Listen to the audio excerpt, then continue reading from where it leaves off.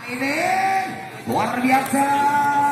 Blessing saja dilakukan pemain dari Putra Pinang Permai berhasil membuka angka pada set ketiga, menunjukkan angka kembali 1-1. Konsentrasi servis yang lanjut, tinggi bolanya Kuncoro, kali balasan bola dilakukan Yuda. Satu angka berbalik untuk Bintang Permai bisa hingga 2-1. Masih Jangkong kembali lakukan servis, masih diam kembali sempurna. Kali ini lagi-lagi Viko cukup menjanjikan malam ini. Viko Tomina berbuat, Viko berhasil melewati pagar menjadi Bintang Permai. Viko menyebabkan dukan 2-2. Servis Yuda tajam, masih toilet tibulannya Tio Bayu Sastro.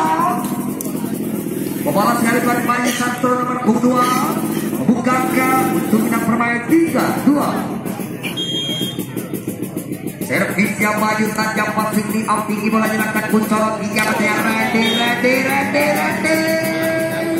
membalas tuntas.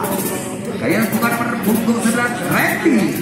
Masih sama kuat kedudukan angka nomor 3-3. Kali servis apa dilakukan oleh Putra pada nomor 12 dari Ivan. Konsentrasi